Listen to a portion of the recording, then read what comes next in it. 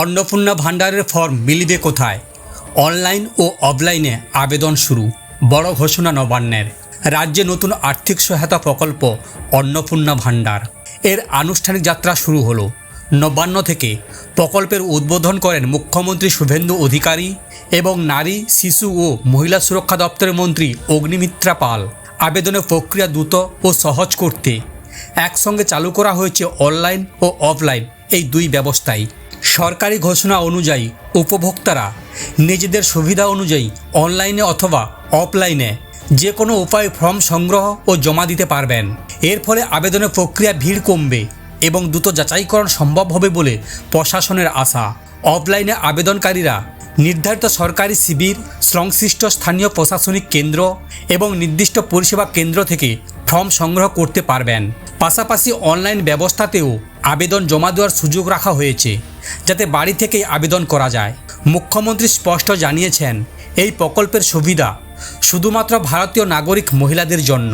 একই সঙ্গে আগে এলে আগে পাবেন ভিত্তিতে সুবিধা দেওয়া হবে, অর্থাৎ দ্রুত আবেদন করলে দ্রুত সুবিধা পাওয়ার সম্ভাবনা থাকবে। প্রকল্পের আওতায় অন্তর্ভুক্ত হওয়ার পরে উপভোক্তারা প্রতি মাসে ৩,০০০ টাকা করে আর্থিক সহায়তা পাবেন। তবে যাদের আবেদন এখনও সম্পূর্ণ হয়নি বা টাকা পাওয়া শুরু হয়নি, তাদের জন্যও আশ্বাস দিয়েছেন সরকার। মুখ্যমন্ত্রী জানিয়েছেন, অন্নপূর্ণা ভাণ্ডারের টাকা চালু না হওয়া পর্যন্ত আগের নিয়মে লক্ষ্মী ভাণ্ডার প্রকল্পের আওতায় প্রতি মাসে ১৫০০ টাকা করে অ্যাকাউন্টে জমা হতে থাকবে। ফলে কোনো উপভোক্তা আর্থিক সহায়তা থেকে বঞ্চিত হবেন না। তিনি আরও জানান, যত দ্রুত নাম নথিভুক্ত হবে তত দ্রুত সুবিধা পৌঁছে দেওয়া সম্ভব হবে। আবেদন জমা পড়ার সঙ্গে সঙ্গেই ধাপে ধাপে আর্থিক সহায়তা দেওয়ার প্রক্রিয়া শুরু হবে।